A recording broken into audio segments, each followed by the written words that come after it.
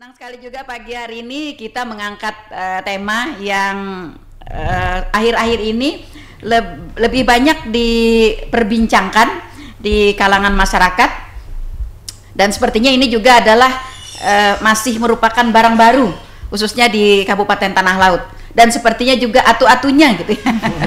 Iya, sepertinya ada satu-satunya di Kabupaten Tanah Laut, yaitu tentang etle. Ya. Tema kita hari ini tertib berlalu lintas, sadar keselamatan diri, seperti itu.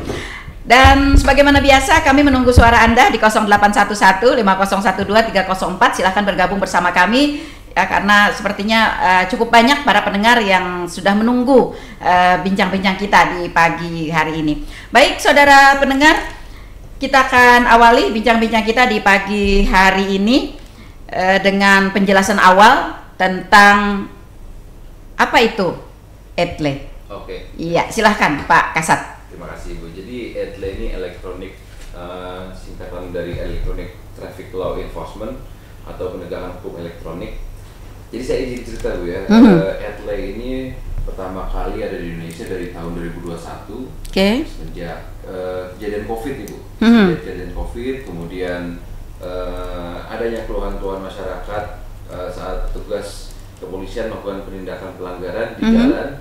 Oleh karena itu dari Mabes Polri menginisiasi untuk mencegah bertemunya langsung petugas dengan masyarakat di jalan, karena di jalan sendiri kita nggak ada yang tahu kondisinya bagaimana. Yep, betul. Lapangan, Bu. Kadang ada orang yang buru-buru, ada yang lagi sakit, cuman ketemu dengan petugas polisian. Akhirnya untuk menghindari hal-hal yang tidak diinginkan, dicanangkanlah adanya etle ini Bu.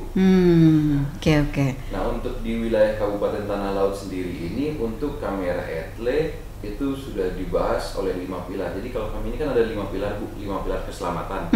Itu dari Badan Pembangunan Daerah, kemudian PUPR, Dinas Perhubungan, Kepolisian, dan Dinas Kesehatan.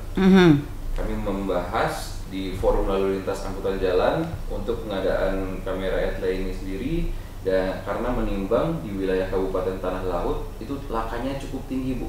Angka kecelakaan cukup tinggi. Oke. 2023 aja berapa? 92 laporan polisi kecelakaan dengan korban meninggal mencapai angka 60-an. Yang meninggal dari 90 itu yang meninggal 60 Ibu. Di 2024 turun dari 90 ya, 90-an dan dari 89. Nah, jadi 89 laporan polisi. Itu yang meninggal alhamdulillah juga turun Bu di 50. Nah, sekarang 2025 itu udah 75 laporan polisi Bu, dengan korban meninggal dunia 42. Korban meninggal dunia 42. Ini hampir sama Bu kayak tahun lalu. Jadi sebenarnya karena kita hidup tenang di sini, itu nggak tahu Bu, hampir setiap harinya ada aja yang kecelakaan dan yang meninggal dunia Bu. Iya. Nah, karena tingginya angka kecelakaan ini, di 2022 Forum Lalu Lintas Angkutan Jalan merapatkan untuk mengadakan kamera etle dengan harapan bisa menertibkan masyarakat Ibu. Jadi masyarakat lebih patuh untuk menggunakan helm, berhati-hati saat berkendara. 2022 dirapatkan, 2023 diajukan, hingga baru terpasang di 2024. Oke. 2024 bulan Desember ya? Desember kemarin. Hampir 1 tahun ya? Hampir 1 tahun. Hampir, oke. Nah, apakah mungkin apa ya yang melatar belakangi seperti tadi disampaikan oleh Pak Kasat, karena mungkin menghindari adanya pertemuan dari petugas kepolisian dengan pengendara yang mungkin punya kepentingan yang macam-macam begitu. Nah, sehingga etle ini diadakan. Lalu apakah dalam perjalanannya begitu, dalam perjalanannya yang hampir 1 tahun itu dinilai cukup efektif Pak Kasat untuk meningkatkan kesadaran berlalu lintas begitu, untuk meningkatkan ketertiban berlalu lintas dengan adanya etle ini. Jadi untuk jalan-jalannya itu untuk selama tahun ini kami narik dari bulan Desember itu sudah dilakukan sosialisasi sampai kemarin untuk pelaksanaan kita pengiriman surat konfirmasi. Jadi kita nggak langsung tilang Bu. Data ini kita nggak langsung tilang. Oke. Kita kirim surat konfirmasi apakah benar yang bersangkutan, ini kendaraan yang bersangkutan apa bukan, atau mungkin mau menyampaikan ini saya pakai helm Pak, nggak salah kok. ternyata kan namanya kamera Bu, alat Bu. Di situ kami konfirmasi kembali, misalkan emang ternyata benar pas malam hari ternyata helmnya hitam kayak gitu Bu, itu kita konfirmasi, kita pastikan. Kalau misalkan salah baru kita ajukan untuk tidak ditilangnya Bu. Nah selama bulan Agustus September kemarin itu Bu berjalan, alhamdulillah di bulan Desember jumlah laporan polisi di Kabupaten Tanah Laut hanya ada 9 Bu. Hanya ada 9 dengan korban meninggal dunia 1 Bu. Nah, itu yang terekam di Etle ya? Bukan? Di Kabupaten Tanah Laut Bu. Di Kabupaten Tanah Laut, oh begitu. Nah, Oke. Jadi secara nggak langsung berdampak dengan masyarakat yang mohon maaf dengan misalkan mereka mungkin ini Bu, kalau misalkan pergi perjalanan tidak menggunakan helm kemudian kecelakaan yang seharusnya luka berat jadi meninggal dunia Bu. Tapi dengan yang bersangkutan menggunakan helm, harapannya yang bisa meninggal dunia ini bisa kita tahan menjadi luka berat atau luka ringan Bu. Setidaknya kita menyelamatkan nyawa untuk orang yang berkendara Bu. Oke, seperti itu ya. Tujuan khususnya nih ya, artinya untuk meningkatkan kesadaran, menurunkan angka laka lantas begitu ya. Nah, tapi masih pertanyaannya nih Pak Kasat, seefektif apa begitu untuk mendapatkan tujuan itu di dalam evaluasi kita selama ini? Oke, baik Bu. Jadi untuk efektifnya nih, ketika kamera ya itu kan terdengar sendiri. Alasan saya salah satunya diundang ke sini juga karena menjadi pembahasan di masyarakat. Betul. Dengan berjalannya ini kan berarti ada kesadaran dari masyarakat sendiri. Masyarakat paham bahwasanya dengan adanya kamera ini mereka harus lebih sadar diri, menjaga diri, secara nggak langsung Bu. Perlahan-lahan begitu ya, perlahan-lahan. Oke. Seperti itu. Jadi sebenarnya Bu untuk menurunkan angka kecelakaan ini nggak bisa dihitung dengan etle saja Bu. Kita harus masuk ke masyarakat juga. Oke, betul. Iya. Karena kan masyarakat kadang-kadang begini Pak Kasat, pakai helm atau tidak pakai helm, yang nanggung kan saya juga gitu kan ya. Kadang-kadang nih pendapat masyarakat begitu. Nah, sehingga juga mental-mental seperti ini kan perlu ada pendekatan persuasif gitu ya, pendekatan kekeluargaan piece to piece juga seperti itu. Jadi memang bukan satu-satunya sih Etle ini ya untuk meningkatkan kesadaran diri dan tertib berlalu lintas ya. Nah, ini bagaimana Pak yang dipertanyakan juga cara kerjanya dari Etle ini? Ini kan masyarakat kita nih lihat ya ketika lewat gitu kayak di foto-foto ada lampu-lampunya begitu kan ya. Nah, apakah setiap saat itu dia beroperasional untuk memoto setiap pengguna lalu lintas atau bagaimana cara kerjanya? Jadi untuk cara kerjanya sendiri Bu, kamera Etle ini sebenarnya saya udah share di media sosial kami, udah kami share, masyarakat bisa kalau misalkan kurang jelas bisa lihat di situ atau menanyakan langsung ke media sosial kami. Cuma kami jabarkan juga di sini Bu ya. Kamera Etle ini 1 kali 24 jam kerja Bu.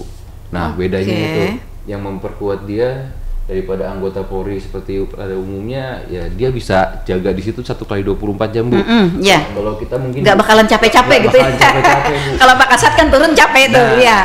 Kita 2 jam di satu titik aja kadang sudah agak tegang ya. Mulai kaki udah mulai getar. Iya. Oke. Nah, dengan harapannya ada kamera Etle ini bisa ya menggantikan tugas, bukan menggantikan, membantu tugas Polri, meringankan.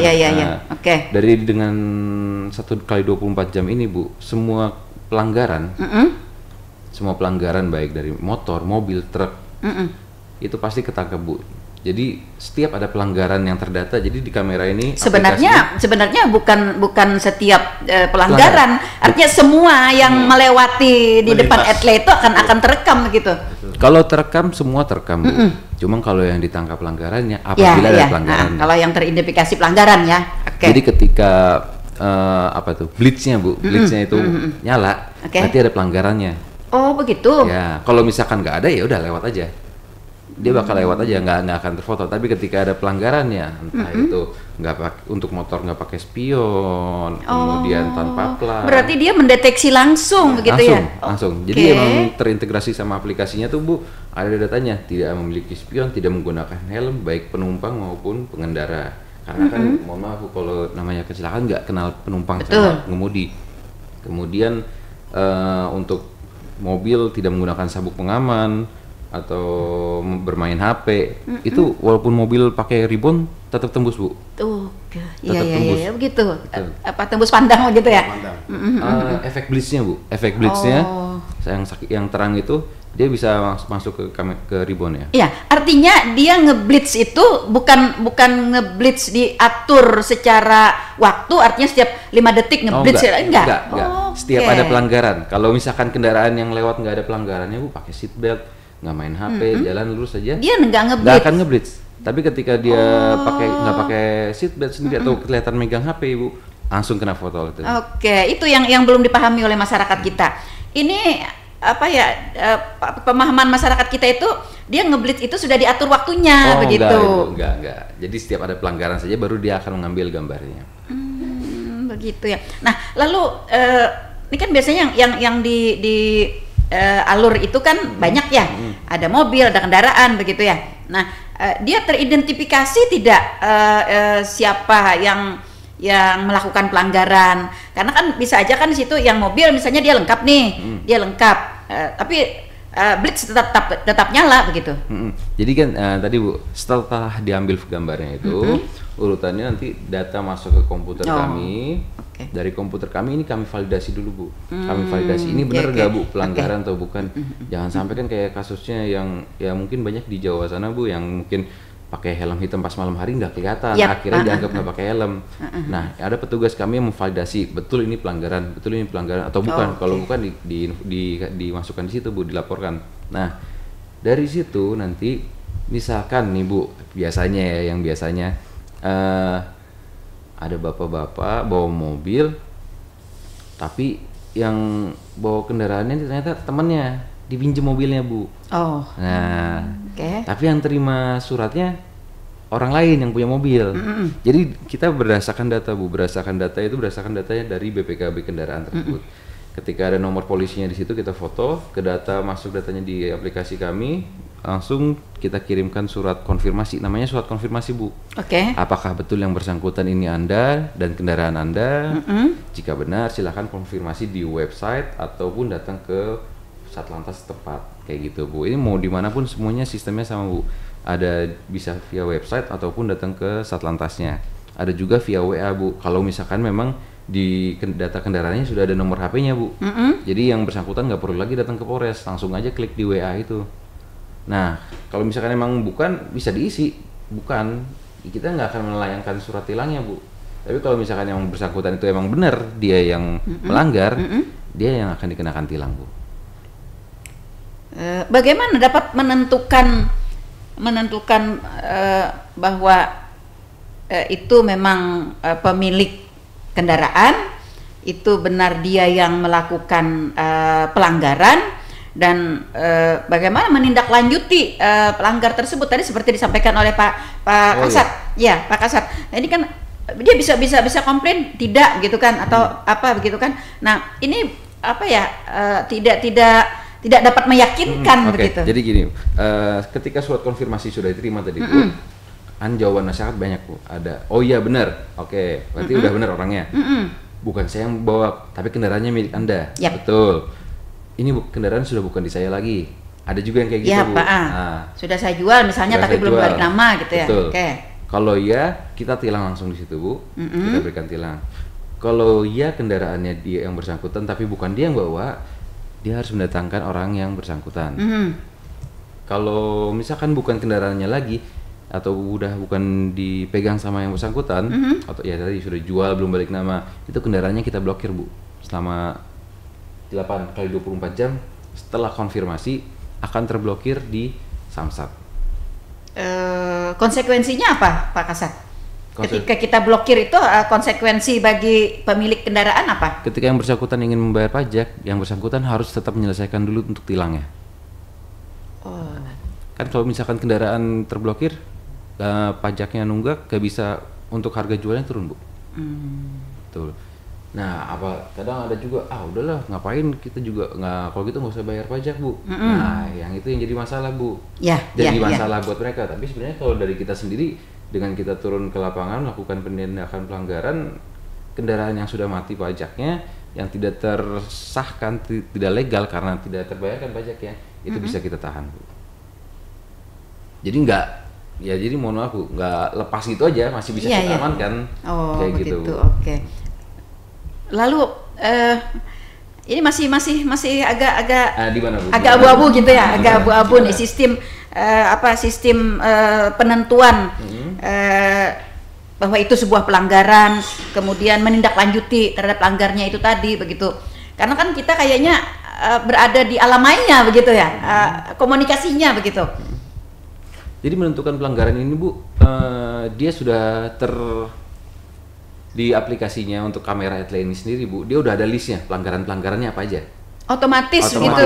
Oh, jadi ada pelanggaran helm, pelanggaran tidak pakai sabuk pengaman, kemudian pelanggaran main HP, ya. Nah, semua yang lewat dengan indikasi pelanggaran itu akan langsung ke foto, kayak gitu Bu. Tanpa kita cari lagi, langsung yang melanggar dari beberapa poin-poin tadi Bu, pelanggaran tadi langsung ke foto kayak gitu. Timbul Bu, jadi timbul aplikasi itu bahwa pelanggar itu, oh ini salahnya, ini nggak pakai ini, jadi timbul di aplikasi itu. Langsung ada gitu. Langsung ada Bu. Jadi emang nggak perlu, Bu, anggota nggak tiap ada pelanggaran moto, tapi emang udah dari kameranya yang moto. Kalau ada pelanggaran yang ditemukan itu Bu. Oke, artinya ketika petugas melakukan verifikasi, tadi kan itu diverifikasi ya seperti Pak. Nah, itu sudah ada datanya, sudah tersajikan Bu. Oke. Jadi kalau misalkan hari satu hari itu kadang bisa sampai 2.000, 3.000 pelanggaran di Kabupaten Tanah Laut. Anggota tinggal ngelihat datanya, misalkan nomor 1 diklik, langsung pelanggaran diindikasi tidak menggunakan helm, ada fotonya. Kalau misalkan memang benar tidak menggunakan helm, itu yang divalidasi sama personil kami, kayak gitu. Oke, Pak Yohanes, apakah setiap yang melakukan pelanggaran, tadi kan disebutkan Pak Kasat itu sekian banyak gitu ya, apakah yang terindikasi melakukan pelanggaran itu semuanya akan ditindaklanjuti? Atau mungkin nanti akan dipilah-pilih nih pelanggarannya yang ada kategorinya berat, ringan, sedang atau gimana begitu? Kalau yang dibilang Pak Kasat tadi, pelanggaran tidak menentukan si A si B Bu.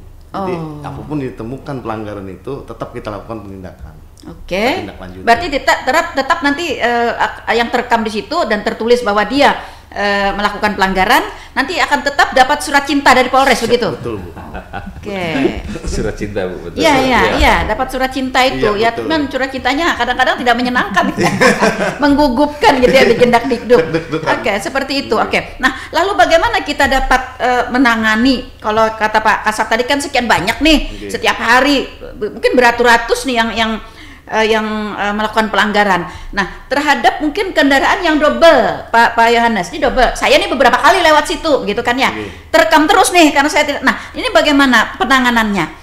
Apakah sebanyak itu juga nanti surat cintanya datang ke saya? 3 kali pelanggaran, saya 3 kali lewat dalam sehari, 3 kali itu juga datang surat cintanya ke saya? Ya, jadi pelanggaran itu kan kadang-kadang kan terulang-terulang Bu. Iya, betul. Jadi pelanggaran tersebut itu nanti kita kasihkan surat cinta tadi Bu. Tetap kita kasihkan. Tetap kita kasih. Setiap apa Pak Yohanes? Apakah setiap bulan, setiap per apanya begitu? Setiap dia ditemukan Bu, ditemukan pelanggaran dia. Jadi setiap pelanggaran kita kirimkan surat cintanya, kemudian kita lakukan tindak lanjutnya. Evaluasi identifikasi itu setiap apa Polres melakukannya? Setiap hari, setiap minggu, atau setiap bulan, atau? Setiap hari Bu. Setiap hari, berarti setiap hari Polres menerbitkan surat cinta itu? Betul. Jadi temuan sehari ini harus ada berapa, surat cinta itulah yang kita sampaikan. Oke, lalu bagaimana dengan orang yang sama? Yang sama dalam satu hari, nih saya lewatnya 4-5 kali di situ, dan terekam kamera gitu di situ, dan melakukan pelanggaran di situ gitu. Ya, tetap kita kasihkan lagi Bu, tetap kita lakukan peneguran tadi ya, surat cinta tadi Bu, tetap kita sampaikan. Oke, berarti surat cinta itu setiap hari datangnya ke pemilik kendaraan. Betul. Kecuali dia harus menindaklanjuti dulu, baru selesaikan dulu yang ada yang kemarin yang lakukan penindakan kesalahan dia. Oke. Jadi kalau nggak mau disuratin tiap hari, jangan setiap hari melanggar dulu. Iya sih. Itu kadang-kadang begini kan apa ya, tanpa disadari begitu ya. Mungkin tadi seperti disampaikan Pak Kasat, ketika kita buru-buru, Pak Kasat lupa pakai helm, atau ketika ada apa begitu ya yang emergensi dan sebagainya. Siap. Begitu ya, seperti itu. Nah, ini kan etle di tanah laut ini masih uji coba kan ya Pak Kasat? Enggak, udah jalan Bu. Sudah jalan begitu. Per Dari berapa? 2024 tuh udah 2024 jalan Bu. kemarin, Bu. Dari 2024 dia udah menangkap pelanggaran. Oh begitu. Sudah menangkap Oke.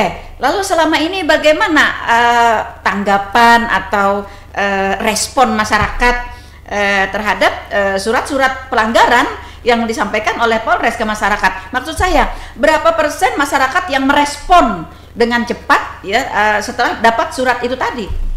Oke, baik, terima kasih Bu. Jadi ini salah satu kendala di kami juga di Satlantas Polres Tanah Laut. Kami mengirimkan surat, semisal Bu, dalam satu hari 50 surat. Oke. Yang nyampe kadang 30 aja Bu. Sebabnya? Alamat ada yang udah nggak ada, orangnya nggak ada di rumah, kayak gitu Bu. Kan kalau kita mau nitip ke aparatur desa, mungkin ke RT RW, kadang nggak berkenan, nggak berani karena maunya kita langsung yang menyerahkan. Iya. Kayak gitu Bu. Apalagi kalau misalkan kadang ada yang alamatnya nggak jelas Bu. Mohon maaf. Jalan misalkan jalan ke Tot Subroto. Udah Bu, kecamatan nggak pakai nomor. Itu yang kadang kita susah. RT RW nggak tahu gitu ya. Betul Ibu. Nah, yang surat-surat kembali ini dia yang otomatis akan terblokir karena kita juga sudah melayangkan pemberitahuan via WhatsApp tadi Bu, nomor WA tadi Bu. Kan semua data kendaraan sekarang, setiap kendaraan itu udah wajib menggunakan nomor HP Bu.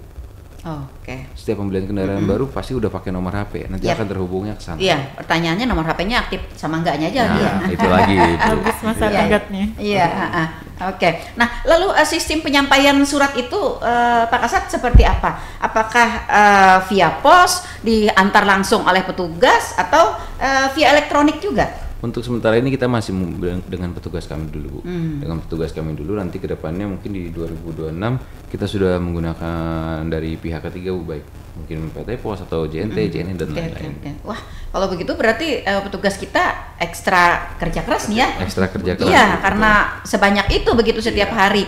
Dan adakah jangka waktu Pak Kasat ketika pengendara atau pelanggar mendapat surat dari Polres itu, berapa waktu jangka lamanya mereka harus menindaklanjuti? Itu kan tadi saya bilang Bu, 8 kali 24 jam setelah 8 divalidasi. kali? Iya. 8 kali 24 jam setelah divalidasi akan terblokir Bu. Kalau otomatis? Otomatis. Kalau tidak dikonfirmasi Bu. Oke. Nah itu maksud saya. Apakah ketika sampai ini sudah 8 kali 24 jam nih, kita hitung 1 minggu ya paling tidak gitu ya. 1 minggu nih tidak ada reaksi dari penerima surat begitu. Nah, bagaimana tindak lanjutnya dari itu pihak? Otomatis dari aplikasinya langsung terhubung ke data kendaraan nasional, langsung keblokir Bu.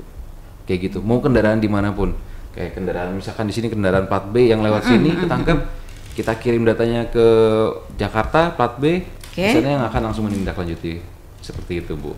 Jadi 8 kali 24 jam nasional, mau dimanapun tetap seperti itu Bu. Oke, misalkan plat Playari, Iya. DA dipakai di Jakarta, kena etle di Jakarta, berarti suratnya nanti balik ke sini. Bu. Oh iya, nah itu juga dipertanyakan, ada pendengar kita yang pertanyakan kemarin Pak, bagaimana dengan kendaraan yang dari luar, katanya kan banyak nih sekarang bebas ya, ada kendaraan dari mana-mana gitu kan di Playari.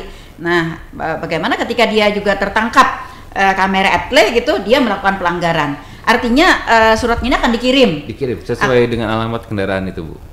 Misalkan dia plat B, ya dikirim ke alamat plat B-nya di mana. Kayak gitu. Jadi kita misalkan ini kan sistemnya nasional Bu. Sistemnya nasional. Jadi ketika ada kendaraan misalkan plat B yang melintas di Angsau sini, kita kirim data plat B itu ke yang Polda Metro, Polda Jakarta Bu. Polda Jakarta ntar yang langsung mengirimkan untuk ke alamat pelanggarnya. Jadi untuk kita lingkup tanah laut, di tanah laut Bu, kayak gitu. Yang diambil ini alamat kendaraannya atau alamat pemiliknya? Alamat kendaraan yang sesuai, karena kita kan memfotonya berdasarkan nopol Bu, nomor polisinya. DA-nya tadi Bu, nopol tadi. Oke. Karena bisa terjadi begini Pak Kasat. Saya misalnya nih ya beli mobil dari Surabaya, tapi kan yang pakai saya di sini gitu. Nanti ketika ada pelanggaran, berarti ini dikirimkan ke Surabaya.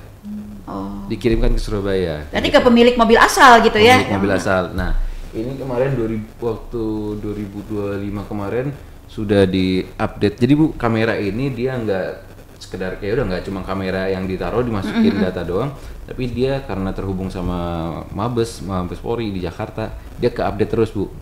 Ke-update terus pelanggarannya, ke-update terus disesuaikan dengan misalkan mungkin waktu awal pemasangan 2024 masih ada 4 pelanggaran aja. Ini dia sekarang udah 8 pelanggaran, disesuaikan dengan tabel pelanggaran yang ada di Undang-Undang Lalu Lintas Angkutan Jalan Bu. Disesuaikan dengan itu. Begitu juga dengan di 2025 kemarin untuk di Jakarta sendiri itu sudah menggunakan face recognition Bu. FR. Jadi ketika pelanggaran itu nggak cuma nopolnya aja dilihat. Kalau misalkan wajah pengemudinya tertangkap dan terdata di face recognition, dikirimkan ke pengemudinya. Karena kan udah EKTP nih Bu. Iya betul. EKTP Bu. EKTP kan terintegrasi Bu. Jadi ketika menggunakan face recognition itu, kamera etle menangkap wajah pengemudi. Nah, data diri dari wajah pengemudi ini tercantum muncul, itu yang akan kita kirimkan surat konfirmasinya. Itu untuk masih di Jawa sekarang Bu. Kalau di tanah laut belum. Masih belum ya. Nah, tidak seketat itu gitu ya lagi ya. Kalau di tanah laut sendiri masih untuk kameranya masih belum terupdate untuk face recognition, masih menggunakan nomor polisinya Bu. Kayak gitu. Oke, seperti itu ya. Luar biasa ternyata. Sering orang yang lewat itu ngeblit terus dia, berarti ada pelanggaran di kalau tidak kita mungkin kiri kanan kita begitu ya, karena kan kita bisa bareng sama mobil lain, kendaraan lain, ya sepeda motor lain begitu. Betul Ibu. Itu mulai dari spion, nomor polisi, kemudian kendaraan tidak sesuai spesifikasi teknis, motor yang banyak kecil yang diubah, knalpot racing, itu kelihatan semua di situ. Kelihatan semua. Variasi itu Bu. Iya. Kan nggak sesuai sama bawaan pabrik. Dawannya itu tadi. Standar. Oke. Bagaimana Pak Yohanes? Bagaimana kalau misalnya ada tangkapan kameranya itu tidak jelas begitu? Bagaimana kita tidak pernah terjadi ya Pak? Jadi Bu. Jelas semua. Kayak blur gitu enggak ya? Enggak bisa Bu. Pasti tertangkap. Karena rasanya jauh gitu ya Bu. Iya, misalnya nih ini Budalika atau Rizka kayak gitu kan ya. Nggak kelihatan kayaknya gitu. Iya, kelihatan enggak ya? Pernah apa bisa seperti itu? Kalau blur nggak ada Bu. Nggak ada. Selama ini tidak ada. Tidak ada. Dari fotonya semuanya jelas berhenti. Oke. Aduh ya Bu ya, aduh. Iya, makanya itu. Oke-nya itu saya lambat gitu, berat ya. Iya. Kalau kadang ada orang-orang bilang biasa foto di situ, Iya. gini, ketangkap itu. Oh begitu. Ya. Bisa ditebus nggak Pak? Buat diupload sendiri. Oke. Nah, lalu untuk meningkatkan kesadaran dari masyarakat kita akan tertib berlalu lintas, kemudian kesadaran memelihara keselamatan diri sendiri, Pak Yohanes, apakah kita juga akan selalu melakukan rilis terhadap tangkapan-tangkapan si blitznya etle ini?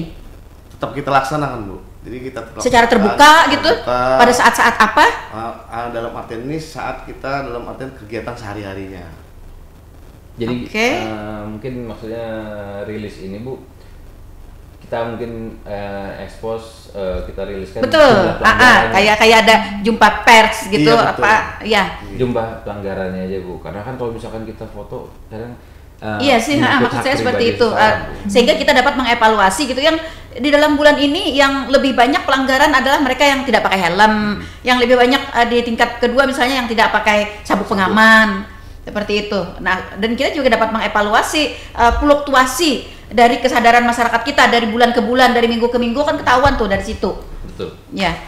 Itu sebenarnya penting sekali Bu. Kenapa perlu? Jadi data evaluasi itu, data ANEF itu, jadi kita serahkan dari operator kamera etle ini nanti akan menyerahkan ke Pak Kanjakum. Karena Bu, kalau saya lihat Bu nih ya, selama yang tadi 2025 ini, saya kan di sini baru dari bulan Juni Bu. Di Tanah Laut saya dari bulan Juni. Saya cek data kecelakaan lalu lintas di Tanah Laut ini dari bulan Januari sampai bulan Agustus Bu.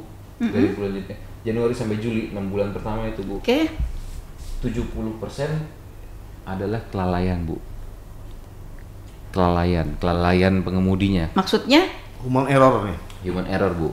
Itu ya tidak tertib Bu. Main HP di jalan. Menyalip tidak melihat kondisi, kemudian menyeberang tidak lihat kanan kiri. Jadi 70% kecelakaan di wilayah Kabupaten Tanah Laut ini itu akibat dari pengemudi sendiri itu yang lalai, Bu. Bukan ada penyebab faktor jalan berlubang, jalan licin ada, tapi kondisi geografis ada. Tapi itu angkanya sangat rendah, Bu. Persennya sangat rendah. Lebih tinggi penyebabnya adalah karena kelalaian dari pengemudi itu sendiri. Nah, dengan data ini berarti kita bisa menargetkan lebih spesifik kemana aja edukasi yang kita berikan. Itu juga yang saya maksudkan. Kemudian juga agar masyarakat ada rasa takut tersendiri begitu kan dengan adanya expose, adanya rilis begitu ya. Nah, ini yang lebih banyak mungkin apalagi nanti rilisnya itu spesifik gitu ya. Yang lebih banyak karena kan ada data orangnya kan ya. Betul. Yang lebih banyak nih pelanggarnya nih orang-orang Angsal atau orang mana gitu seperti itu kan ya. Itu akan lebih efektif mungkin. Oke. Nah, lalu permasalahan Pak Kasat. Bagaimana dengan akurasi identifikasi pelanggar atau pelaku begitu? Apakah memang selama ini dari dia berjalan diberlakukan sampai dengan sekarang ini tingkat akurasinya itu memang 80% ke atas atau memang ada yang tadi seperti yang saya sampaikan mungkin karena tidak terlalu jelas atau bahkan tadi ada helm yang hitam ternyata di kamera seperti tidak pakai helm. Ya, terima kasih. Jadi untuk akurasinya nih, Bu, saya nggak bisa bilang 100%, Bu ya. Oke, ya betul. Karena memang dia alat kan ya. Dari 2000 ini saya nggak bisa lihat semua, Bu. Nah, jadi untuk akurasinya ini kurang lebih misalkan dari 2000 kurang 1800-an itu pasti akurasinya tepat sekali, Bu. Kenapa? Gambaran kasarnya gini, Bu. Malam hari mobil pakai ribbon. Mukanya ke foto jelas, Bu. Gimana pagi, siang, sore. Oke. Ya, nah, dari situ gitu. aja dulu ya. Dari situ aja berangkat dari situ yang malam hari nggak pakai sabuk pengaman kelihatan, Bu. Apalagi yang kacanya padahal tebal itu, Bu, gelap. Saya ngebayangin, Bu, jadi drivernya itu, Bu, udah malam hari pakai kacanya tebal gelap gimana mau ngeliat depannya. Tapi tetap ketangkap, Bu, sama kamera itu karena dengan bridge-nya itu. Saking tajamnya si kamera Etle ini begitu ya. Betul, Bu. Oke. Lalu bagaimana tadi dengan yang pakai kendaraan, ini misalnya kendaraan saya gitu ya, pemiliknya saya, tapi yang pakai misalnya teman, nah yang melanggar tadi teman, nah kewajiban untuk melakukan konfirmasi, ya itu siapa? Dari kita akan menyampaikan, tolong sampaikan ke temannya, Bu, karena yang terkena kendaraannya dia, Bu. Masalahnya artinya tetap si pemilik kendaraan ini ikut bertanggung jawab. Ya, maksud saya supaya mereka tidak bisa menghindar, tidak seenaknya menghindar dan tidak seenaknya juga minjamin gitu. Kalau pinjam harus kamu kalau pinjam kendaraan saya kamu harus pakai helm apa begitu kan ya. Iya. Maksud saya supaya seperti itu begitu kan. Jadi saling mengingatkan. Iya, karena bagaimanapun juga nanti si pemilik kendaraan pasti terkena juga dikirimin surat cinta sama Rizky. Iya, seperti itu kan ya akan terlibat begitu. Kamu sendiri nih nggak bisa kan ya, tetap yang pemilik kendaraan. Artinya titik awal penyampaian surat itu nanti ke pemilik kendaraan. Betul, ke pemilik kendaraan. Ibu sadar nggak, Bu, dengan Ibu tadi ngomong kayak gitu sendiri, cara nggak langsung Ibu mengingatkan pemilik kendaraan mengingatkan temannya untuk menjaga dirinya. Iya. Secara nggak langsung. Secara nggak langsung itu tadi makanya tadi saya tekankan di situ. Artinya tetap yang punya pemilik kendaraan yang nanti akan bertanggung jawab awal. Nah, oleh sebab itu ya setelah kita mengetahui ini begitu kita harus berhati-hati juga meminjamkan ya kendaraan baik kepada teman, kepada anggota keluarga dan sebagainya. Harus diwanti-wanti juga supaya kita juga tidak jadi permasalahan. Iya, seperti itu. Oke, akurasi tadi sekitar 80%-an ya. Data pemilik, tetap pemilik nanti yang akan bertanggung jawab awal. Nah, kemudian ini juga bagaimana dengan tadi kan nomor polisi ya yang jadi patokan pertama begitu. Bagaimana dengan kendaraan yang memakai plat palsu. Nah, itu tugas yang di lapangan, Bu. Okay. Tidak semuanya akan ke cover, Bu, yang menggunakan plat palsu itu, yang menggunakan plat palsu atau tidak tercover. Karena begini, ini kan nanti plat palsu tidak akan muncul nanti nih nama orangnya, nama pemiliknya. Kan jadi gini, Bu, misalkan dia ada, Bu, ketika dia nggak pakai helm ke foto, nomor polisinya nggak muncul datanya. Otomatis kendaraannya palsu, Bu. Plat nopolnya palsu, Bu. Nomor polisinya palsu kan, Bu, kalau nggak muncul data kendaraannya, Bu. Itulah yang akan kita serahkan ke bagian patroli pengawalan dan penindakan. Itu untuk yang turun di lapangan, Bu, nanti mencari kendaraan tersebut.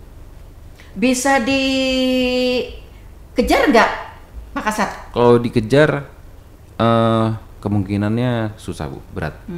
Karena saat kita menertibkan aja ya. Kita menertibkan, Bu. Kan mohon maaf, Bu, namanya orang dari luar. Saya yakin juga mungkin yang lalu lalang di sini juga orangnya orang sekitaran sini juga, Bu. Kemungkinan ya pasti akan datang balik lagi ke sini. Ya mungkin saat ada waktunya itu bisa kita tertibkan, Bu.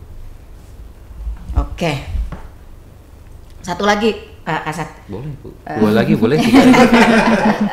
Ini ada pertanyaan juga, Bu. Ada yang bergabung sini, kita bergabung dulu sebelum saya ke permasalahan. Baik, selamat pagi para pendengar Lutung Panang FM yang sudah bergabung bersama kami. Ada yang nelpon, kita angkat yang nelpon dulu. Di suara pendengar. Suara pendengar, selamat pagi. Dengan siapa di mana? Halo. Sepertinya masih mencoba menghubungi, Bu. Silahkan dihubungi lagi di 0811 5012 304. Oh ya, hari ini juga saya ingin sapa nih, kita hari ini tampil berbeda, mungkin karena Pak Polisi yang hadir gitu ya. Kita ada sponsor dan dari Heaven Pearl Coffee gitu ya. Ini kopinya good coffee for everyday ya. Selamat pagi. Owner Heaven Pearl Coffee ya, Mas Muhammad Jimli begitu ya. Yang beralamat di Komplek Kijang Mas, Jalan Pilanduk, Saranghalang. Tempatnya enak, representatif. Nah, bagi teman-teman mungkin bisa mengunjungi ke sana. Bisa nanti, Bu. Iya, boleh dirasain juga ini. Silahkan yang masuk bersama kita di suara pendengar 0811 5012 304. Belum ada? Sudah masuk. Sudah masuk. Silakan, dengan siapa di mana? Dengan Pak Abdul, Ibu. Halo. Ya, kedengaran. Ya, dengan siapa di mana, Bapak? Dengan Pak Abdul di Angsal. Pak Abdul di Angsal. Silakan, Pak. Ini tadi sudah saya chat, cuman ini saya langsung telepon aja dah. Betul sekali. Jadi pelanggaran etle yang di Simpang 3 Angsal tuh, yang saya perhatikan ya, itu kan secara fisik aja tuh, Bu. Nah, terus gimana gitu, etle itu bisa mengetahui pengendara itu pakai SIM, bawa STNK atau tidak gitu loh. Nah, terus kemudian kadang sering saya perhatikan anak-anak SD itu ya, Bu ya, meskipun dia bawa motor lengkap dengan helm, lengkap dengan spion, tapi itu kan peraturan anak-anak di bawah umur itu kan tidak boleh. Nah, apakah itu termasuk pelanggaran etle atau tidak? Nah, itu maksud saya. Karena lebih efektif itu, kalau menurut pribadi saya, lebih efektif itu raja-raja di tempat. Jadi kita bisa mengetahui segala unsur-unsur pelanggaran, termasuk secara keseluruhan ya, Pak ya, betul. Iya, bawa STNK atau tidak, bawa SIM atau tidak, begitulah. Itu menurut pribadi saya. Cuman ya tergantung pandangan dari pihak lantas sendiri bagaimana. Jadi mohon tanggapannya dari Bapak Kasat Lantas. Terima kasih. Assalamualaikum. Waalaikumsalam warahmatullahi wabarakatuh. Terima kasih Pak Abdul di Angsal. Ini betul sekali, Pak. Jadi pertanyaan juga dari banyak masyarakat kita. Karena di etle kan tertangkapnya secara fisik gitu ya. Tidak pakai helm, tidak pakai sabuk pengaman begitu. Nah, bagaimana dengan anak yang di bawah umur, dia mengendarai kendaraan tetapi dia pakai helm, kendaraannya lengkap gitu. Ya, seperti itu. Kemudian juga bagi pengendara yang tidak tidak membawa SIM, karena kan kelihatan dompetnya, nggak tembus pandang kan Pak dompet saya. Kalau itu nggak nyampe sana. Iya, kasihan dong nanti kelihatan. Oh, kok kosong Bu. pedang semua gitu berbaris. Bagaimana? Silakan langsung ditanggapin Pak Kasat. Siap Ibu, terima kasih Pak Abdul, terima kasih banyak untuk responnya. Ini salah satu bentuk kepedulian masyarakat terhadap keselamatan masyarakat kita sendiri. Jadi terkait untuk pelanggaran yang tertangkap, betul pelanggaran fisik, karena kita memfokuskan untuk keselamatan dari kendaraan ini kan menjadi salah satu faktor. Dan begitu juga dengan perilakunya yang terlihat. Nah, untuk kelengkapan dari administrasi ini sendiri, jadi untuk SIM STNK itu kan terdata Bu. Terdata. Kalau SIM sendiri kita bisa ngecek, jadi ketika emang pelanggaran itu ada, kita bisa lihat langsung datanya untuk STNK-nya kondisinya bagaimana. Jadi secara tanpa kita turun ke lapangan, tanpa kita turun di lokasi, kita bisa lihat dari tangkapan kamera itu sudah nanti bisa dideteksi ya Pak Kasat ya? Dari nomor itu betul, kita bisa lihat datanya untuk SIM-nya, kemudian untuk STNK-nya. Di situ kita nggak perlu lagi selamat pagi Pak, tolong tunjukkan SIM STNK. Iya.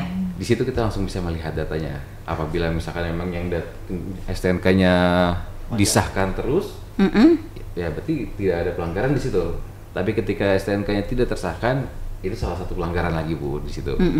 Kemudian, jadi nanti ada tambahan pelanggaran di surat cintanya itu ya.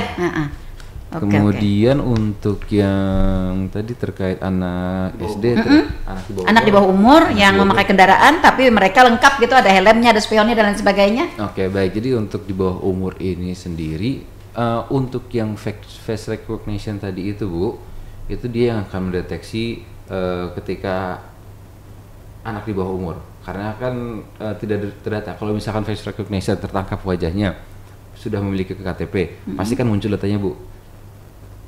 Nah, ya karena kan yang sudah memiliki KTP yang di atas umur 17 tahun Bu. Iya betul. Nah, ketika dia tidak memiliki KTP, itu yang akan nanti dikirimkan pelanggarannya ke data kendaraan itu Bu. Tapi kan tadi dia lengkap Pak Kasat. Si anak di bawah umur tadi kan mengendarai kendaraan lengkap, kendaraannya pakai spion dan sebagainya, dia pakai helm. Berarti dia tidak tertangkap kamera etle dong? Itu kan kalau sekarang Bu. Yang ini kan di tanah laut yang face recognition belum. Oh iya, kita belum ke sana ya. Oh iya, untuk sementara masih belum terdeteksi ya yang di bawah umur. Betul, dan saya juga terima kasih tadi untuk Pak Abdul untuk perhatiannya. Mungkin kami sendiri dari Satuan Lalu Lintas tetap melaksanakan patroli pagi, malam. Ini kadang Pak Kanit Gakum ini Bu, jam 2 tuh masih keliling Bu. Oh begitu. Daerah rawan Raka Bu. Iya. Jadi kita antisipasi bukan daerah rawan itu lagi, tapi daerah lain biasanya kecelakaan ini kan bukan di tempat itu aja. Kadang-kadang kita nangani hari ini di situ, besok-besoknya di tempat lain. Jadi khusus daerah rawan kita lakukan patroli pada daerah rawan laka lantas. Jadi Bu, kalau daerah rawan laka ini Bu, saya juga sharing Bu ya. Di Kabupaten Tanah Laut ada titik yang paling selama 2 tahun ini ada yang paling rawan itu di wilayah Tajau, Batu Ampar. Oke. Tajau pecah ya. Tajau pecah. Itu yang paling rawan. Ada diikuti 5 titik lainnya di Nusa Indah Bati-Bati, kemudian Tambang Ulang, Desa Tambang Ulang, Sungai Jelai, itu 3, terus di Alur, Dorong, Sungai Cuka, Kintab. Oke, kenapa Pak dia terkategori titik rawan tebal di situ? Jadi dari data IRCMS kami Bu, yang terintegrasi pusat, menunjukkan lebih dari 30 laporan polisi di sana Bu. Kan kalau misalkan kita ada kecelakaan nih Bu, kita data TKP-nya di mana, jam berapa, kendaraannya apa. Itu kan kita input Bu ke ada data kami. Iya. Nah, selama dari 2023 sampai 2025 terdatalah itu Bu, yang paling tinggi di Tajau pecah, kemudian sisanya mengikuti yang tadi Bu, 5 titik itu. Apakah kondisi rawan tebal ini dikarenakan oleh geografis atau karena struktur jalan yang mungkin menanjak atau curam atau sempit, atau ada faktor lain Pak menurut evaluasi? Jadi saya udah cek untuk 5 titik ini. Kalau untuk yang titik paling rawan black spot itu Bu di Tajau Pecah, ya jalan turunan dan tanjakan itu kan Bu. Yang pasti tikungan jembatan. Ada juga yang setelah min 4 itu kan turunan Bu. Nah, di situ kadang jalan yang kecil sudah ada marka untuk tidak mendahului kan, kalau yang garis tengah lurus nggak berhenti nggak putus-putus dilarang mendahului Bu. Cuma masalahnya di sini iya. Ini kembali lagi ke Pak Yohanes maksudnya, Iya betul.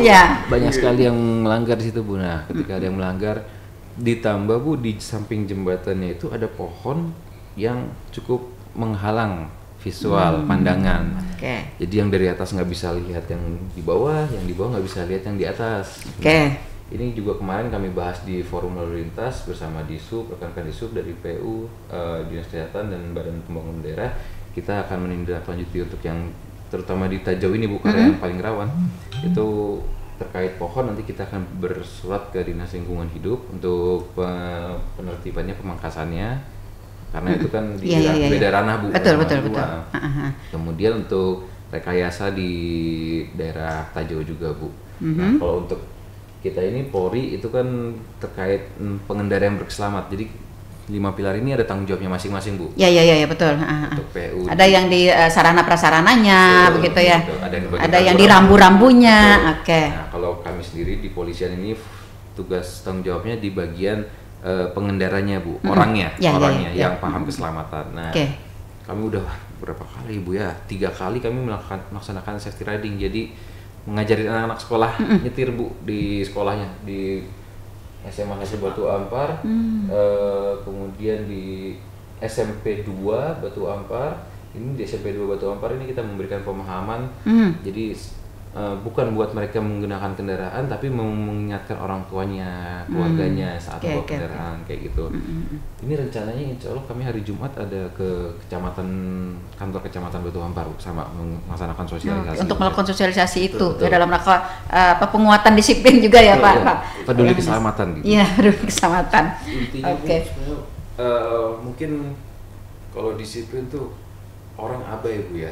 Kalau menurut saya pribadi, disiplin itu orang abai karena buat apa sih kadang disiplin kayak gitu? Iya. Kan saya juga yang mau apanya begitu kan ya, yang nanggungnya gitu ya. Di sini saya lebih ke mengingatkan tentang kepedulian ke diri masing-masing karena ketika mohon maaf terjadinya kecelakaan emang musibah Bu, tapi kan setidaknya kita bisa lebih peduli dengan diri, menjaga diri karena ketika terjadi amit-amit terjadi kejadian itu, kecelakaan itu, yang dirugikan gak hanya diri kita sendiri, ada keluarga kita yang kehilangan segala macam. Iya. Oke. Masih ada yang bergabung? Sudah. Belum terpantau. Belum. Oke. Baik. Pak, ini ada permasalahan juga nih. Kenapa etle kita itu dengan dasar apa ia dipasang di Simpang 3 Angsau itu? Oke. Jadi peletakan udah itu aja tuh masih ada lagi Bu. Iya karena tadi kan seperti disampaikan oleh Pak Rizky, Pak Yohanes juga sebenarnya ada titik-titik yang lebih tebal yang sering terjadi kecelakaan begitu. Nah, tetapi tidak ditempatkan etle itu di situ, tapi etle diambil kesimpulan diletakkan di situ. Jadi titik black spot ini Bu yang saya bilang tadi, itu kan saya bilang dari 2023. Karena tiap 2 tahun pasti berubah datanya. Dievaluasi ya. Tiap 2 tahun pasti berubah titik lokasinya. Nggak mesti di situ. Nah, dari 2021, 2022 sampai 2023 itu pas titik rawan lakanya di wilayah Angsau. Kemudian di situ juga dirapatkan di forum itu Bu, berdasarkan dari tadi yang rekan-rekan instansi lain, dari dinas-dinas lain, akhirnya ditetapkan di situ karena itu juga fungsinya nggak hanya untuk menangkap pelanggaran, tapi juga jadi untuk kamera pantau, apalagi karena di wilayah Kabupaten Tanah Laut di situ lintas masuknya Bu, jalur masuk, semua orang keluar masuk dari sana. Yang lebih banyak ya yang keluar masuk dari situ gitu. Dan itu Jalan Ahmad Yani di situ Angsau itu Bu, jalan nasional Bu. Jalan nasional. Dengan mobilitas yang tinggi di situ kita bisa memantau arus lalu lintas. Ketika di Angsau itu sendiri sudah penuh, kita bisa untuk merekayasa lalu lintas di titik-titik lainnya Bu. Semisal ini kan karena agenda kita banyak Bu, ada haul, kemudian nanti menjelang tahun baru, Natalan, betul, Lebaran itu banyak di situ untuk kamera pantau. Jadi selain gunanya untuk menangkap pelanggaran, juga kamera pantau, terlebih apalagi ada sering 2 bulan ini Bu ada kecelakaan di situ Bu, di Lingkar itu di Bundaran Angsau Bu. Bahkan kemarin waktu pembukaan MTQ di Bajuin sendiri Bu, yang Bajuin kemarin, baru aja kemarin saya pulang Bu pakai motor, bakul jamu ditabrak Bu. Walah, iya. Di situ Bu, aduh, jadi emang di situ untuk memantau kondisi lalu lintas juga Bu. Oke, itu berarti satu arah ya Pak Kasat ya? Bukan, etle-nya itu satu arah, berarti orang yang betul. masuk, yang keluar nggak kepantau kan? Keluar masuk, kan jadi itu bisa mengarah ke bundarannya juga. Oke. Sama mengarah ke jalan. Oh begitu. Iya.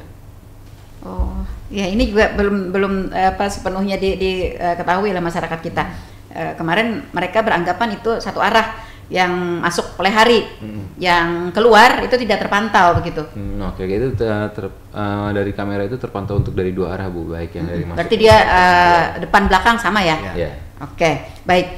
Lalu peletakan si etle ini di situ tadi sudah dikoordinasikan dengan 5 KPD yang berkepentingan. Lalu dengan masyarakat sendiri Pak Rizky, sampai sejauh mana kita melakukan sosialisasi akan adanya etle di situ, cara kerjanya seperti itu, begitu, sehingga juga masyarakat kita di belakangnya tuh tidak ada yang protes gitu. Ya kemarin kan emang sempat dari masyarakat yang kurang simpatik dengan peletakan kamera di situ. Di situ juga kami kemarin sudah bertemu dengan masyarakatnya. Di situ kita sudah laksanakan sosialisasi pemahaman, dan yang bersangkutan juga sudah sudah memahami. Kami juga kemarin sudah terkait orang ibadah Bu. Ya, nah itu tadi jemaah masjid katanya Pak. Bagaimana dengan jemaah masjid yang rumahnya mungkin dekat situ gitu ya. Nah lalu mereka mau ke masjid, mau ibadah gitu ya, pakai kopiah kan. Nah lalu tidak pakai helm gitu, dan rumahnya dekat juga begitu. Nah tertangkap kamera gitu. Ya, jadi kemarin kami udah ketemu dengan jemaah masjidnya Bu. Di sana juga emang kami laksanakan sosialisasi, dan alhamdulillah dari pengurus masjid Al-Hijriyah pengurus masjid Al-Hijriyah juga sudah menerima dengan baik dan mengingatkan kepada jemaahnya juga untuk tetap tertib berlalu lintas. Mengingat jalan Ahmad Yani di depan Masjid Al-Hijriyah itu jalan nasional yang mobilitasnya tinggi Bu, karena mohon maaf ini bukan jalan yang sepi karena truk semua macam kendaraan lewat situ Bu. Jadi untuk kebaikan jemaahnya juga dari pengurus masjid juga menyampaikan untuk mereka agar lebih tertib berlalu lintas. Artinya meskipun mereka adalah jemaah yang akan melakukan ibadah, tetap dikategori sebagai pelanggar. Jadi gini Bu, kalau kamera etle ini sendiri Bu, semua pelanggaran pasti ditangkap pelanggaran.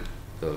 Nah kemarin jadi akhirnya dengan kami ketemu dengan MUI juga terkait untuk semua jemaah menyampaikan ada kalanya jika ketika emang ada event-event perhelatan, kegiatan-kegiatan keibadahan, bisa dari masjidnya bersurat ke kami untuk melakukan dispensasi Bu. Dispensasi dalam artian apabila ada kegiatan keibadahan bisa bersurat ke kami untuk setidaknya memberitahu kami dahulu. Jangan sampai dari orang yang beribadah ini terganggu Bu. Ya betul. Jadi selain dari penegakan hukumnya juga kami mendengar terkait tentang kami tidak ingin mengganggu orang yang ingin beribadah. Itu sehingga bisa melaksanakan ibadahnya dengan lancar. Jadi cukup dari bentar ketika ada kegiatan-kegiatan keibadahan dari pengurus masjid bisa langsung menginfokan ke satuan lalu lintas seperti itu. Oke, artinya Pak Yohanes bisa ada dispensasi ya untuk para jamaah begitu. Maksud saya begini, ketika sudah tertangkap oleh kamera etle, kemudian pihak kepolisian melakukan verifikasi dan mendeteksi ini ternyata pada hari ini karena tadi sudah ada surat ya, harus ada surat. Hari ini ada acara di masjid misalnya, bagi yang hari ini nih yang pakai kopiah, yang jemaah-jemaah begitu, apakah tidak usah dikirim surat pelanggarannya atau dikirim tapi nanti akan diberikan dispensasi atau bagaimana penanganannya? Baik Ibu, jadi untuk dispensasi sudah ada tadi, kita laporkan ke Pak Kasat. Jadi petunjuk beliau seperti apa, beliaulah yang bisa membijaksanai. Ya. Selama ini kebijaksanaan Pak Kasat seperti apa? Beliau baik Bu, bijaksana. Oke, secakap orangnya juga. Siap, betul. Jadi kalau kami intinya nggak mau kamera etle ini Bu, tujuannya untuk mencegah dari terjadinya kecelakaan dengan mengingatkan, dengan mengubah pola perilaku masyarakat yang sedang abai, jadi mengingat untuk menjaga diri. Nah, ketika ini dikaitkan untuk kegiatan ibadah, kami menghormati itu juga. Tentunya nanti kami akan mengingatkan, apalagi misalkan emang ini udah ada surat masuk dari masjid mana, nanti ketika di jam-jam tersebut ada pelanggaran, tentunya kami akan mengingatkan juga kepada pengurus masjid. Ini Pak, ada jemaahnya yang seperti ini tolong diingatkan kembali, karena ini kan jemaahnya mereka juga, agar lebih jadi tidak hanya dari kami tapi dari masjid juga mengingatkan untuk bentuk kepedulian dari masjid kepada jemaahnya. Seperti itu. Oke. Artinya tetap harus wajib untuk kalau wajib jadi sebenarnya bukan wajib Bu, tapi lebih ke bentuk perhatian kami kepada jemaah masjid dan ke jemaah masjid agar lebih perhatian lagi kepada masyarakat. Betul, ada dispensasi, ada dari ini tetap, cuma kan tugas kami. Iya betul.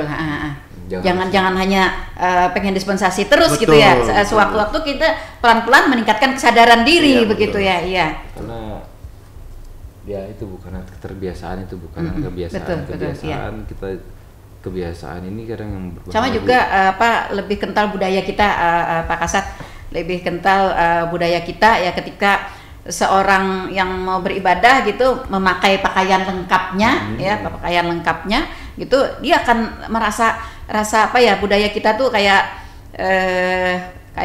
adem, kayak berwibawa, kayak bagaimana begitu ya, seperti itu. Jadi kan kalau ditutup dengan helm nih nggak kelihatan nih seperti itu biasanya. Jadi ada juga unsur-unsur budaya kita memang kebiasaan seperti itu. Nah mudah-mudahan nih dengan adanya kesepakatan ini gitu, karena sudah ada kesepakatan kan ya dengan pihak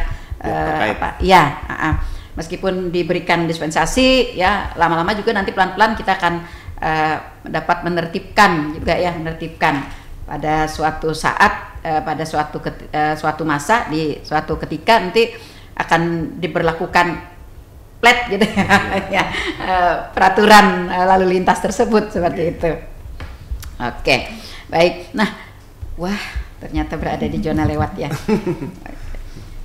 Nah, lalu ini kan sudah berjalan, masih berjalan. Apakah nanti ada wacana atau mungkin bahkan sudah ada perencanaan yang fix, mungkin akan ditambah penempatan etle ini pada titik-titik yang lain di Kabupaten Tanah Laut? Justru kemarin pas kami melaksanakan sosialisasi itu ada beberapa jemaah yang minta, Pak kalau bisa ditambah kameranya. Oh begitu. Saya siap aja Bu, cuma ya itu perlu kita perlu ada kajian. Paling tidak kan artinya kan kalau ada keinginan masyarakat berarti kan ada reaksi masyarakat ingin tertib. Sadar masyarakat. Iya betul. Artinya tidak ada reaksi mereka lah gitu. Artinya bukan berarti Pak Kasat lepas aja tuh etle di situ gitu kan. Iya kan? Nah, itu kan akan terjadi evaluasi yang berbeda begitu. Jadi Bu, masalahnya tuh Bu, kita nggak banyak masyarakat yang belum tahu bahwa Kabupaten Tanah Laut ini kabupaten paling tinggi angka kecelakaannya di Kalimantan Selatan. Iya. Kayak tadi saya baru cerita ke Ibu berapa jumlah kecelakaan itu mungkin ya baru tahu, karena emang kami masih mendata dan kami masih mensosialisasikan dengan cara-cara langsung seperti kegiatan ini Bu. Data-data yang kami punya terkait jumlah kecelakaan, dan ya saya 2 kali kemarin dengan Pak Kanit Gakum melaksanakan kegiatan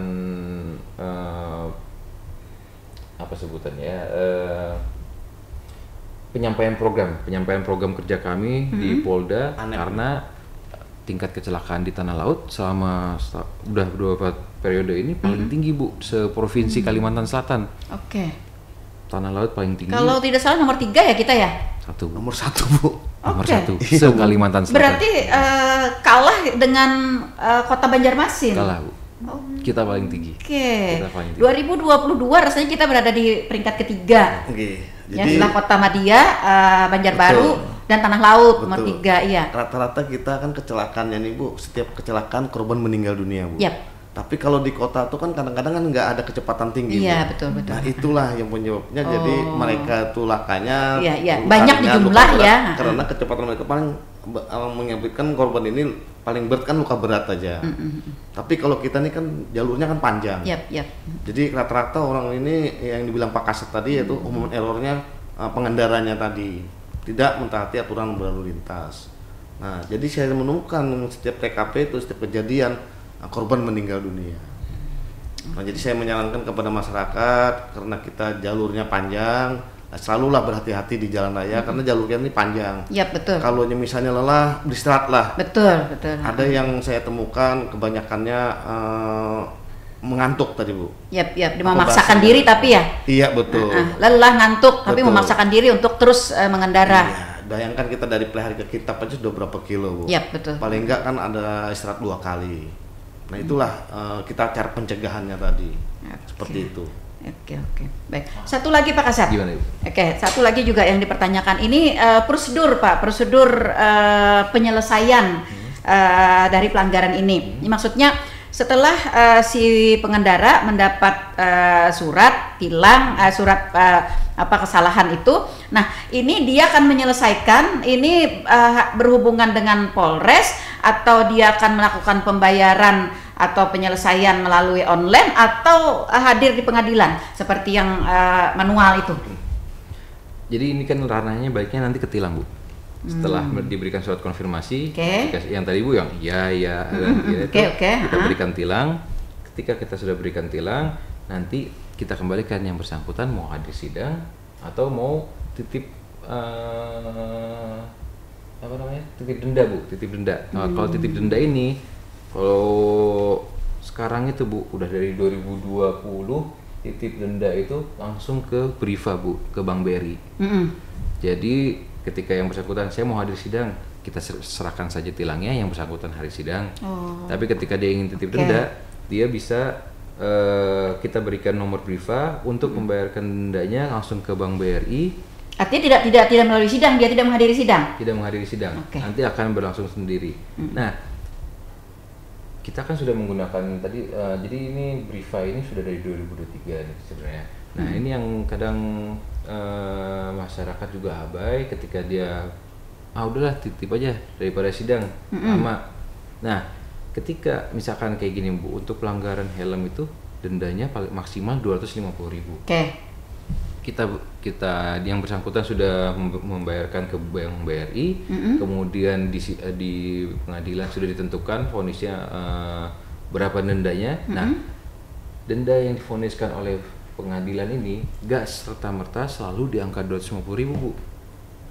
Kadang ada 80.000, ada 90.000. Nah, nanti dieksekusi oleh kejaksaan. Dari kejaksaan ini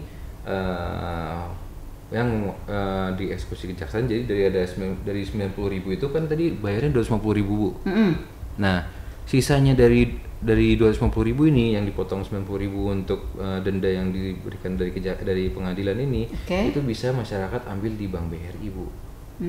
Nah kadang yang kita, tapi selama ini tidak diambil gitu ya? Ada yang ngambil. Kita setiap pelaksanaan penindakan selalu mengingatkan, ini apabila ada sudah titip denda ke Bank BRI, itu jangan lupa apabila ada sisanya bisa diambil di Bank BRI, seperti itu. Ini juga kami mengingatkan kepada masyarakat apabila ada yang sudah membayarkan melalui Briva itu, agar jangan lupa apabila nanti sudah ada sidangnya bisa memonitor untuk uang kembalinya yang ada di Bank BRI, seperti itu. Selama ini Pak Kasat lebih banyak yang menyadari untuk mengambil atau lebih banyak biar aja sudah?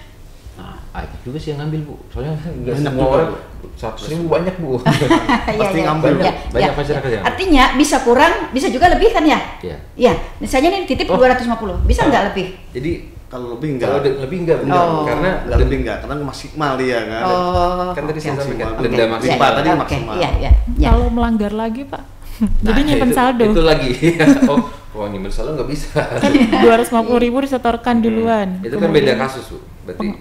Karena kasusnya yang itu sudah selesai, sudah disidangkan. Oh, sudah jadi tidak bisa menyimpan. Ketika dia ada pelanggaran lagi. Jadi harus selesai dulu ini ya, harus selesai ini dulu. Nggak bisa nabung-nabung dong. Iya. Iya, enak aja. Nabung-nabung kasus gitu ya. Oke, baik. Kayaknya waktu kebersamaan kita bahkan sudah berada di zona lewat ya. Mudah-mudahan apa yang kita perbincangkan di pagi hari ini memang benar-benar memberikan pencerahan yang luar biasa kepada masyarakat kita untuk memberikan kesadaran seperti tema kita, tertib berlalu lintas dan sadar akan keselamatan diri. Tapi saya tetap minta closingnya dari Pak Kasat. Apa yang perlu digarisbawahi, disampaikan dan dihimbau, ditekankan kepada masyarakat kita berkaitan dengan adanya ETLE ini? Berkaitan dengan adanya ETLE ini bertujuan untuk agar masyarakat lebih tertib dalam berlalu lintas, karena kecelakaan itu berawal dari pelanggaran, Bu. Kecelakaan berawal dari pelanggaran, oleh karena itu stop pelanggaran, stop kecelakaan, keselamatan untuk kemanusiaan. Terima kasih. Oke. Baik, saudara pendengar, sampai di sini jumpa kita di program Talkshow Inspirasi Pagi edisi hari ini Selasa 14 Oktober 2025. Pak Kasat terima kasih, Pak Kanit Gakum juga terima kasih. Sama-sama, Ibu. Oke. Terima kasih juga para pendengar yang sudah bergabung bersama kami dan para pendengar yang selalu setia stay tune di 102,3. Terima kasih sekali lagi untuk sponsor kita hari ini, Heaven for Coffee ya. Good coffee for everyday. Oke, Jalan Kijang Mas, Komplek Kijang Mas, Jalan Pilanduk, Saranghalang ya. Semoga selalu ramai, laris manis ya. Untuk KP tersebut. Oke. Baik, mohon maaf jika ada yang kurang berkenan di hati. Semoga kita dapat berjumpa kembali di lain waktu dan kesempatan.